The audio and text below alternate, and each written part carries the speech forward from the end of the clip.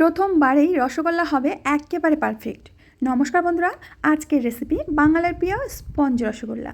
একদম হুবহু মিষ্টির দোকানের মতো রসগোল্লা আপনারা বাড়িতেই তৈরি করতে পারবেন। রসগোল্লা বানানো কোনো ব্যাপারই না, শুধু 2 থেকে 3টি টিপস ফলো করতে হবে। রেসিপিটা একদম ময়রার দোকান থেকে আমি কালেক্ট করেছি। দেখুন রসগোল্লাটা কতটা পরিমাণে স্পঞ্জি হয়েছে। তো চলুন রেসিপি শুরু করি। আজকের স্পঞ্জি রসগোল্লা তৈরি করার জন্য সবার প্রথমে একটা কড়ার মধ্যে সামান্য একটু জল দিয়ে তার মধ্যে দিয়ে দেব দুধ। এখানে আমি প্যাকেট দুধের ব্যবহার করছি, গরুর দুধটা আমি পাইনি, তবে আপনারা চেষ্টা করবেন গরুর দুধ দিয়ে রসগোল্লাটা তৈরি করার। এখন দুধটাকে খুব ভালো করে ফুটিয়ে নিতে হবে। মোটামুটি ওই 7 থেকে 8 মিনিট মতো সময় নিয়ে দুধটাকে খুব ভালো করে ফুটিয়ে নিন।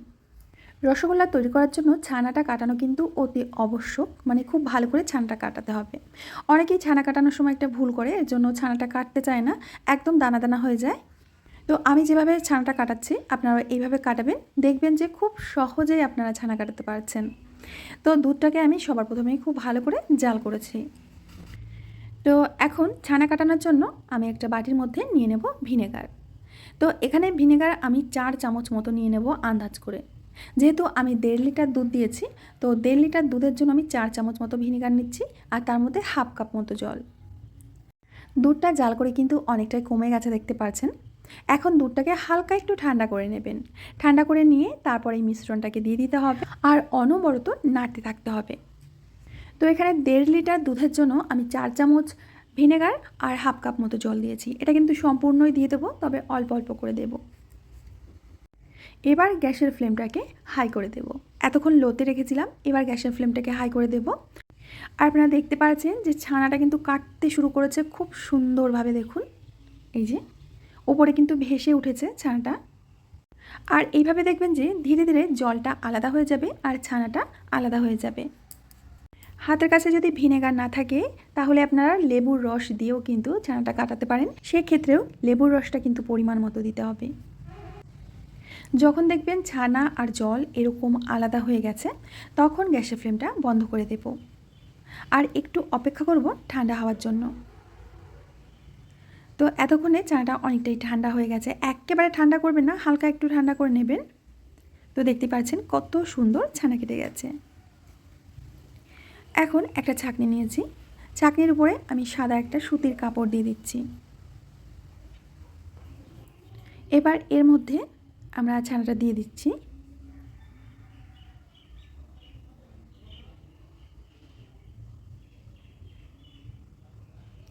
এখন এই ছানা থেকে আমরা জলটাকে চেপে চেপে বের করব।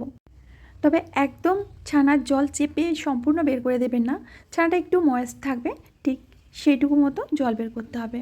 আশা করি বুঝতে পেরেছেন। তো 1.5 লিটার দুধ থেকে কিন্তু আমরা অনেকটাই ছানা পেয়েছি।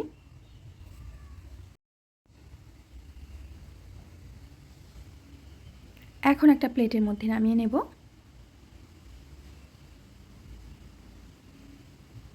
দেখুন কত সুন্দর হয়েছে। এভাবে কিন্তু আমরা পনিরও বানাতে পারি। এখন এই হালকা গরম গরম অবস্থাতেই ছানাটাকে সুন্দর করে মেখে নিতে হবে, মানে একেবারে মাখনের মতো করে মেখে নেবেন। একটু হাতে সময় নিয়ে ডলে ডলে ছানাটাকে মেখে নিতে হবে। দেখুন আমি হাতের কবজির দিক দিয়ে এইভাবে ঠেসে ঠেসে আর ডলে ডলে ছানাটাকে মেখে নিচ্ছি। এইভাবে কিন্তু মেখে নেবেন। ছানা যদি ভালো করে না মাখেন তাহলে আপনারা যখন রসগোল্লাটা পাকাবেন দেখবেন যে গাটা মসৃণ হবে না, আর রসে দেওয়ার পরে সেটা ফেটেও যেতে পারে। এর জন্য ছানাটাকে আপনাদের খুব সুন্দর করে মেখে নিতে হবে। আমার এই রেসিপি ফলো করে যারা প্রথমবার রসগোল্লা বানাবেন তাদের রসগোল্লাও একেবারে পারফেক্ট হবে, 100% গ্যারান্টি দিচ্ছি। তো এখন এর মধ্যে দিয়ে দেবো ছোট্ট চামচের 1 চামচ মতো কর্নফ্লাওয়ার, বা কর্নফ্লাওয়ার থেকে ময়দাও দিতে পারেন। এতে করে কি হবে, রসগোল্লা কিন্তু ফাটবে না। খুব সামান্য পরিমাণে দেবেন, আমি ঠিক যেমনটা দিয়েছি। আর বন্ধুরা এখানে আমি কিন্তু 1 চিমটি মতো বেকিং সোডা দিয়েছিলাম, সেটা আমার ক্যামেরায় বন্দি হয়নি, মানে ওটা মিস্টেক হয়ে গেছে। আপনারা কিন্তু সামান্য 1 চিমটি বেকিং সোডা দিয়ে দেবেন।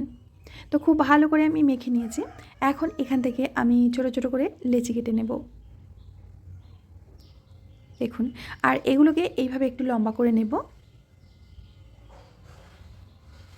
এবার আমাদের সাইজ মতো, মানে আপনারা ছোট বা বড় যেমনটাই বানাতে চান, তো সেই সাইজ মতো করে এই ছানাটাকে এইভাবে কেটে নিতে হবে। আর এই 1.5 লিটার দুধ থেকে আমরা প্রায় 19 থেকে 20 পিস রসগোল্লা বানিয়েছিলাম এবং সেটা মিডিয়াম সাইজের রসগোল্লা ছিল। এখন মিষ্টিগুলো পাকিয়ে নিতে হবে খুব সুন্দর করে, গায়ে যেন কোনো ফাটল না থাকে। ঠিক আছে, যেখানে ফাটল থাকবে সেখান থেকে কিন্তু মিষ্টিটা ফেটে যাবে যখন আপনারা রসে দেবেন। তো চেষ্টা করবেন মিষ্টির গায়ে যেন কোনো রকমের কোনো ফাটল না থাকে। খুব সুন্দর গোল করে আমি রসগোল্লাটা তৈরি করে নিয়েছি দেখুন। আর একে একে প্রত্যেকটি রসগোল্লা আমি তৈরি করে নিচ্ছি। তো আমি চেষ্টা করেছি সবগুলো একই রকমের তৈরি করার। এখন চিনির শিরা তৈরি করতে হবে।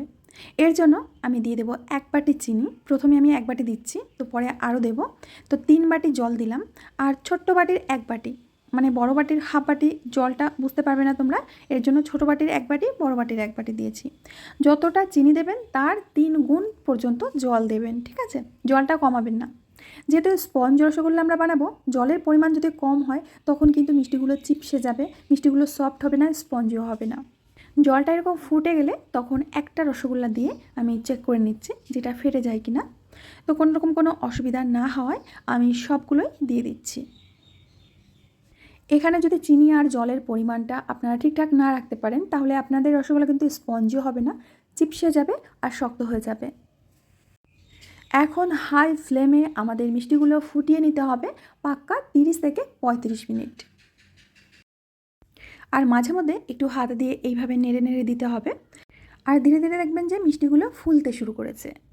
দেখুন আস্তে আস্তে কিন্তু বড় হয়ে যাচ্ছে।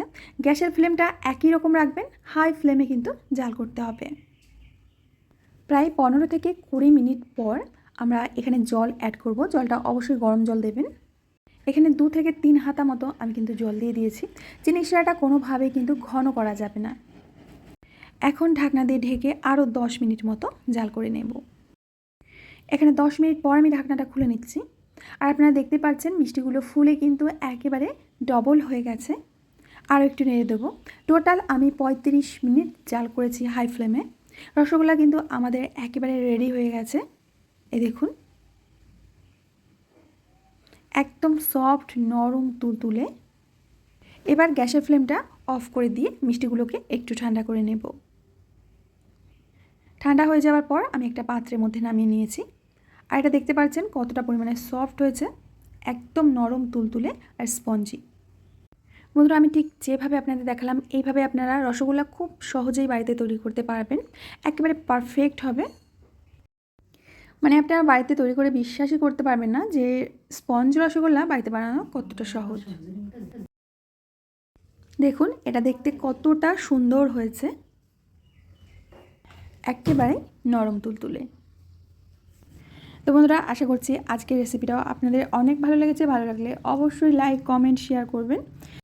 আমি আজ এখানেই বিদায় নেব। আবার দেখা হবে নতুন রেসিপির সাথে। ততক্ষণের জন্য সবাই ভালো থাকবেন, সুস্থ থাকবেন, আনন্দে থাকবেন।